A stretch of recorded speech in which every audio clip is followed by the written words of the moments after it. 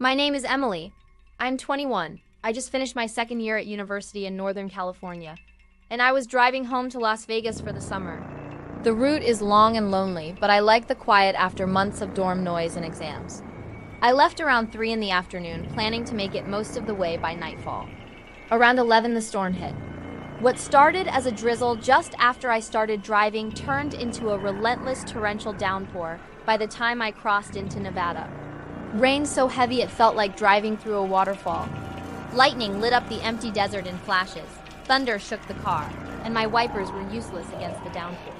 My phone lost signal miles back, the GPS kept losing signal, and I could barely see 10 feet ahead. I knew there was nothing for hours. No gas stations, no towns, just black scrubland and the occasional faded sign.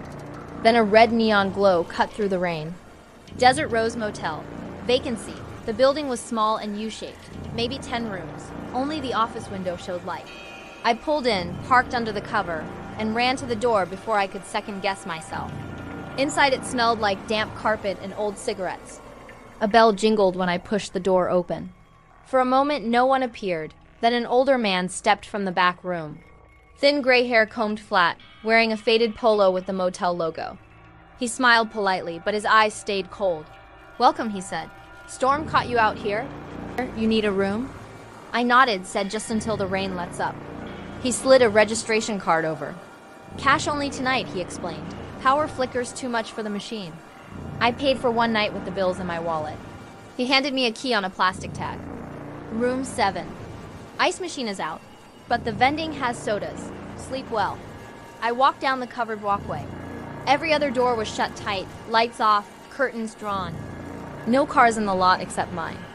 No sounds except the rain drumming on the metal roof. Room 7 was right across the parking lot from the office, so when I glanced back, I could see the office light glowing directly across the small parking lot. The old man was still at the desk, head down over paperwork. The room smelled strongly of bleach and stale cigarettes. I had to crack the window a bit to let some fresh air in. One double bed, small TV mounted high, bathroom with a dripping shower head. I locked the door, chained it, dropped my bag, and sat on the bed to warm up. I must have dozed for a bit. Woke to thunder rattling the windows. Then I heard the footsteps. Slow and deliberate, coming down the walkway. They passed my door without stopping, continued to the other side, paused, then turned and came back. Back and forth. Like someone patrolling the entire U-shaped row. Each pass made my stomach tighten a little more. I couldn't shake that uneasy feeling, that something wasn't right.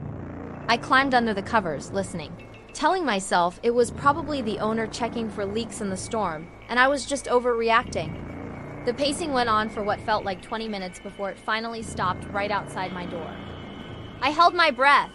No knock, just silence, then the footsteps moved away again. I turned off the bedside lamp and lay back down to try and get some sleep. That is when I noticed it. A tiny pinprick of light coming through the wall behind the headboard.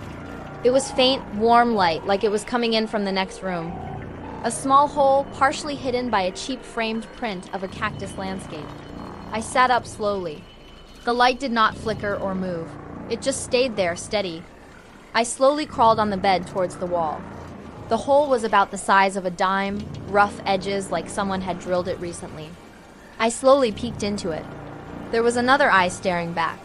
Wide open, not blinking, bloodshot. It was so close, I could see the blood vessels. Then it jerked away. I screamed.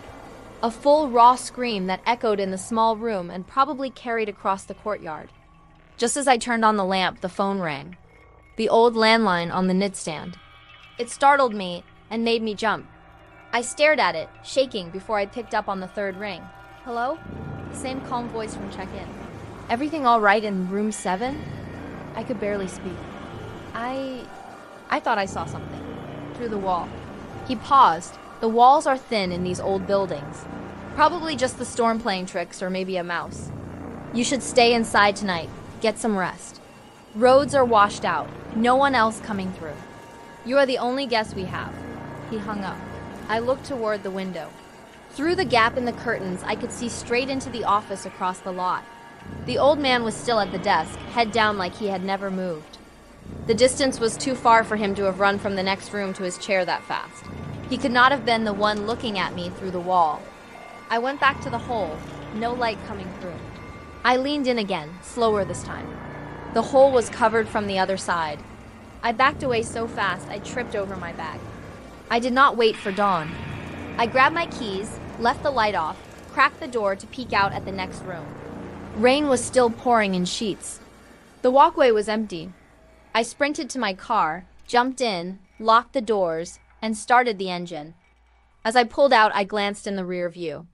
All the curtains of the motel were still closed, except for one that had been pulled back just a little.